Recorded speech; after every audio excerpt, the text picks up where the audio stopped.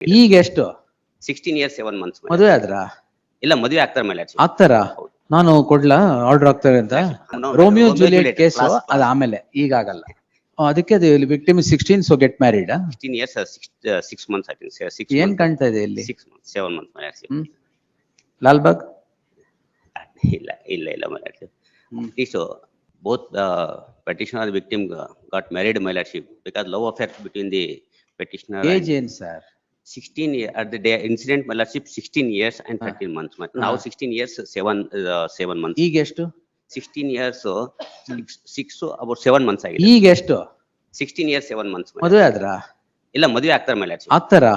ನಾನು ಕೊಡ್ಲಾ ಆರ್ಡರ್ ಆಗ್ತಾರೆ ಅಂತ? ಹಂಗಲ್ಲ 18 ವರ್ಷ ಆಗಿಲ್ಲ, ನಾನು ಡೈರೆಕ್ಷನ್ ಕೊಡ್ತೀನಿ ಮದುವೆ ಆಗ್ಲಿ ಅಂತ. ಇನ್ ಅನುರಾಗ್ ಕೇಸು ಅನುರಾಗಲ್ಲಿ 16 ವರ್ಷಕ್ಕೆ ಬಿಟ್ಬಿಟ್ಟಿದಾರಾ?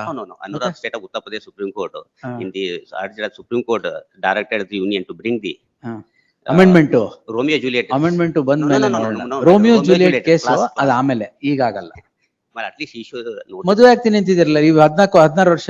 ಹೌದು ಈಗ ಮದುವೆ ಆಗ್ತೀವಿ ಮೇಲೆ age petitioner age is 22 years ಮೇಲೆ ಅದಕ್ಕೆ victim 16 so get married. 16 years 6 months I think. 6 ಏನ್ ಕಾಣ್ತಾ ಇದೆ ಇಲ್ಲಿ? 6 months 7 months ಮೇಲೆ ಲಾಲ್ಬಾಗ್ ಇಲ್ಲ ಮೇಲೆ at least notice other at least notice.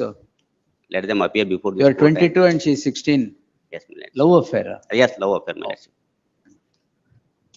Otherwise will not file it 482 my lord. Otherwise ಇಲ್ಲ ನಾವು ಫೈಲೇ ಮಾಡ್ತಾ ಇರ್ಲಿಲ್ಲ 482 ಮೇಲೆ ಮದುವೆ ಫೈಲ್ ಅನ್ನೋ ಕಾನ್ಸೆಪ್ಟ್ ಅಲ್ಲೇ ಫೈಲ್ ಮಾಡಿದ್ವಿ.